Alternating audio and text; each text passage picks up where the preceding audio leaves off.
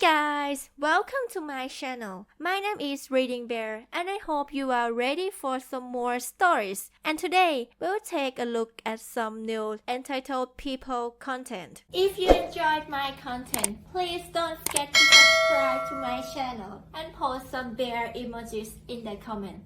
And now, let's dive right into the stories. The first story is an entitled people story. It all started when my family and I moved into our new home, a beautiful property with a fairly new build that backs onto some woods. The house had been empty for a bit before we moved in, but we were thrilled to finally have our own space. Our neighbors, who have a corner lot, also back onto the woods, but their property is oddly shaped because the woods are considered protected green space. They have used a small portion of our backyard for outdoor activities, such as volleyball and badminton, but we never minded since their kids are really nice and respectful. Fast forward a couple of years, and I decided to have our backyard renovated. I hired a crew to do the job, but my neighbor didn't seem to like it. He began to bother the crew during construction, telling them what they could and couldn't do, claiming that they were too loud or doing things wrong, and even stating that I had asked him to oversee the crew, which was not true. The head contractor had enough of the micromanagement and complained to me about it. I decided to talk to my neighbor and ask him to back off, and he agreed. However, this agreement only lasted for a few days. One day, while the crew was off, I received an alert on my Ring camera, and when I checked, I saw my neighbor on my patio.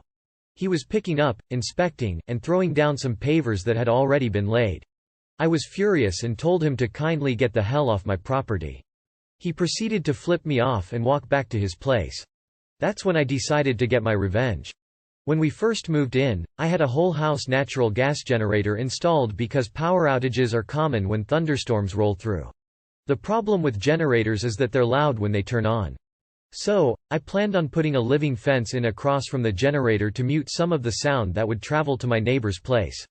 I talked to the head contractor, and we agreed to shift the trees from the generator down to the woods, essentially cutting off his property from mine. My neighbor was not happy about that move and called the city surveyor to dispute the property line. But my contractor had made sure that we were fully on my property, with about 8 inches to spare to account for tree growth. The end result was that my neighbor was extremely angry, but there was nothing he could do about it. I now have some beautiful trees in my backyard, and there's nothing to stop the symphony of my generator when it kicks on every week to do a status check. However, this was not the end of our feud. A few months later, my neighbor decided to take things to the next level. He built a fence between our properties, but he didn't stop there. He also cut down some of the trees on his side of the fence, which was against the law since they were considered protected trees. I reported him to the authorities, and he was fined heavily for his actions. He was forced to replant the trees and was also ordered to pay for the damage he caused to my property. He never bothered me again after that incident, and we now live peacefully next to each other, with a clear understanding of our property lines and boundaries. The next story is titled "Okay Boss, I Will Hit My KPIs." This story came from 5 years ago when I worked for a small IT MSP company. We had 4 full-time techs, with the newest tech having about 5 years of experience and me being the most seasoned tech with nearly 15 years of experience. Between the 4 of us we managed about 1,000 PCs and about 20 servers spread out over about 30 clients. None of us were assigned to a specific client. We would all take turns grabbing whatever tickets came in. All of our work was lump sum or contract work, so we never had to worry about how long a problem took to fix or how much it would cost the client. We had an account manager who handled all the billing and things with the clients. It was a dream job for a tech. We got to show up and do our jobs and not have to deal with sales or billing any other client drama. I not only had the most experience but was also the most self-motivated. I would often come in early and get started on the tickets that came in after hours, and I would assist the other techs if they came across a complex problem. Everyone, including the owner, referred to me as the senior tech, even though that wasn't my title. After 2 years working there, I decided to talk to the owner about a raise. I brought all kinds of information to our meeting, showing that I closed the most tickets and received the most positive feedback from a survey we sent our clients. He agreed to give me a raise, but said he wanted to think about how much to give me and that he would get back to me. A few weeks later, he called a company meeting and announced that he had decided to change some things and that he would no longer be giving anyone raises. Instead, he would set up KPIs, key performance indicators, and the entire tech team would receive weekly bonuses based on hitting those numbers. I didn't like this at all, as it meant my pay was dependent on the performance of everyone on the team and not just me. I found out later one of the other techs had also asked for a raise, so this was the owner's solution to pay us less. The KPIs were simple enough. If a ticket came in, we had to acknowledge it within 15 minutes to achieve a score of 100. If we missed the 15-minute window, the score for that ticket was 0. There was a total of 10 things we had to hit, including how long the ticket was open before we marked it as complete. If the total score for the week was above 90, we each received a $100 bonus. I saw major problems with this bonus system, and I shared my concerns with the owner. He got very annoyed with me and said, "Just hit the KPIs. Cue the malicious compliance." We all figured out pretty quickly how to game the KPI system. We could acknowledge a ticket in the system, but it didn't check if we had actually called the client. We would just email and mark the ticket as reached out to the client. A big issue is that sometimes a client would put in a low priority ticket and ask that we schedule it for some time the following week, but that would make us miss our KPI. So, we would start hounding the client to schedule it sooner, and if they were not available, we would simply close the ticket. We quickly learned to hit our KPIs and start getting a bonus every week. However, it caused our customer service to drop, which is exactly what I had warned the owner of. During the previous 2 years, we had never had a complaint about our service, but now there were multiple complaints every week. This whole process added a ton of stress to us, as we all started to fight when someone missed a KPI, and we all started to work late on Fridays to try and get in those last few numbers. After 2 months, the owner finally realized he had made a mistake. He removed the bonus system, without giving us a raise, and asked us to go back to how things were. At this point, I was so stressed I had already started looking for another job, and we had lost 2 clients. I was the first to put in my 2 weeks' notice, but before I left the other 3 techs had all put in notice as well. The last I heard, the company had lost over half its clients and the owner had to bring in several new techs, paying them over 20% more than I had asked for my raise. The next story is titled "Don't Want to Discipline Your Child? Fine. Both of you can stay home while we go have fun." Small edit for clarification. I'm not actually related to anyone mentioned in the story below. There's a family with a large cabin on a lake who host cookouts and trips on the weekends for their friends. While we're there, all of the kids call all of the adults present uncle or auntie, no matter the blood relation. That's just how they roll. This one's a sad story all around, but it primarily revolves around 2 kids with very sad stories. Worth noting, the people I was celebrating this Labor Day with have a very "it takes a village" approach to child minding. An adult is left in charge of a little one, and if the little one and the adult part ways, the adult makes sure a different adult has charge of the kid. Leads to some interesting situations where a kid is Mia, but we've never actually lost track of one and have a 100% safety rate. Well, aside from trip and falls and scrapes, but that's just the price of doing business when you're little.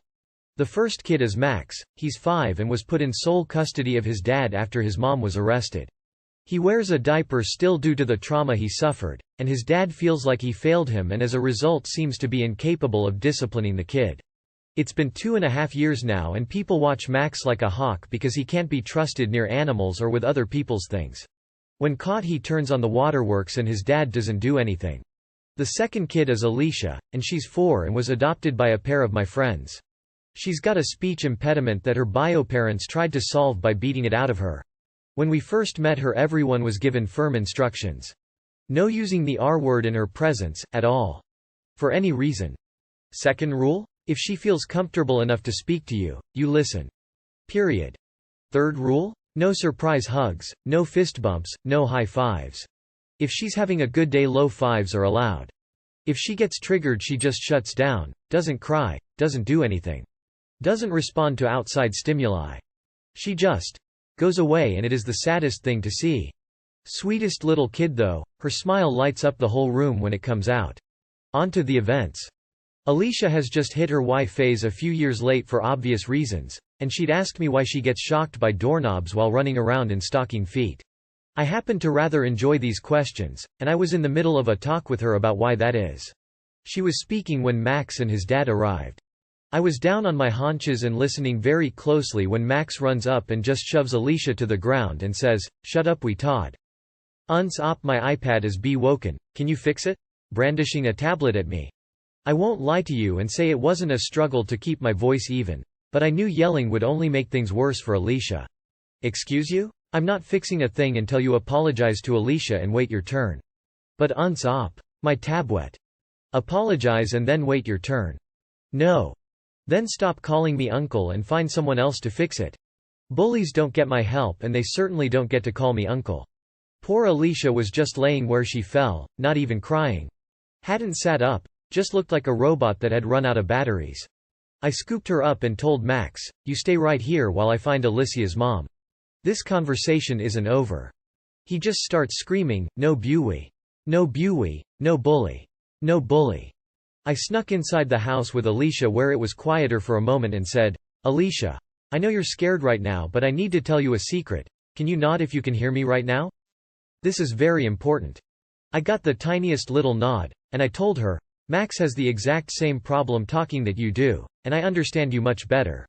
You can't tell anyone I told you that though, okay?" Bless her little heart, she actually whispered, "Really? Of course. Would I lie to you?" Tiny shake of the head. I tracked down her mom outside and gave her the Cliff Notes version of what went down. Mom looked like she wanted to rend Max limb from limb, but I told her the plan. She was appeased. They went someplace quiet so Alicia could come out of her shell and I went back to where I'd left Max. Max was being held by his dad and his dad was asking Max what had happened to his tablet, and he was just repeating, "No buoy." Apparently after I'd left Max he'd smashed his tablet on the ground, and his dad had no idea what happened.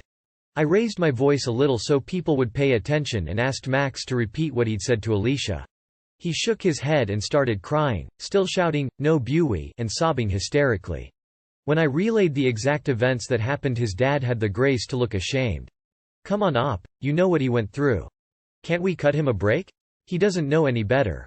This is the canned response anytime Max is caught doing something like kicking a dog or stealing a toy or phone to play with. I was done. Further discussion ensued that I won't bother relaying, but Max's dad refused to do anything to actually discipline his child. Just like every other time Max acts out. But this time we were done. This is so far across the line from acceptable it boggles the imagination. We were planning on doing campfire s'mores after dinner, but I called an audible. New plan is putt-putt golf and then ice cream, and whoever does the best at putt-putt gets the biggest bestest ice cream the place has. Every single adult agreed Max and Max's dad shouldn't come with. They got to stay home and think about what they'd done. Miraculously her recorded scores for putt-putt were 18 hole-in-ones. And listening to her laugh while she tried to contend with an ice cream that was very nearly as big as she was made everyone's night. Max and his dad were gone by the time we got back. I hope his dad gets his act together. The next story is titled "Customer Brings an Unexpected Guest into the Store." I used to work at a seasonal store, which I only mention because it led to some seriously bizarre scenarios since the managers didn't really care too much about the building itself, and because it brought in some strange folks. I have a lot of fun stories from working there, but one of them sticks out in particular. I was helping an extremely outgoing and cheerful woman to find a certain product. She mentioned at one point that she wasn't looking to spend too much money as she had just bought a baby capybara. "That's so cool," I said. "How long have you had him?" And then she looked at me with glee in her eyes, like she knew what she would say next would boggle my mind. It did. "No, I mean I literally just got him. He's in the car with my son. Do you want me to go get him?" Some things you should know. 1. We allowed dogs in the store, so really how much trouble could I get in for allowing a capybara? 2. My manager was a major animal lover, so I knew she'd get a kick out of this. So, I agreed. After she finished shopping, she left the store to retrieve the creature and I radioed for my manager. I told her a customer was coming in and she didn't want to miss this. She raised her eyebrow at me skeptically but stuck around, nonetheless. I'm telling you, the look of glee in my manager's eyes when that customer walked back in, a baby capybara in her arms, was priceless. The customer quickly introduced us to Antonio the capybara and we both got to pet him. He even nibbled my fingers a little. I left work that day with a smile on my face. Sometimes working retail can be really fun. The next story is titled "I Got a Negative Front Desk Review" while I was off the clock at a bar 10 minutes away from the hotel. I've been working at my hotel for 3 on and off years and have received 0 negative reviews directly towards me while I was working the desk. Well, I did say working the desk. In my 3 years, I received 1 directed complaint. For context, this happened when I was still in college. I got off of my afternoon shift and went to a campus pub with my college friends to unwind. I went straight from work still wearing my work clothes, but took off my name tag and anything that states my hotel on it. Basically, I was wearing my checkered long-sleeve shirt and black pants. Yes, this is important. I had a great time, downing shots, drinking beer, and then having my designated driver roommate drive me and my car back to our apartment. 2 days later, I get into work and my boss is there. Felt it kind of odd because she is usually gone before afternoon shift gets there at 3 p.m. She doesn't look mad, more concerned and confused. I clock in and she asks to speak to me.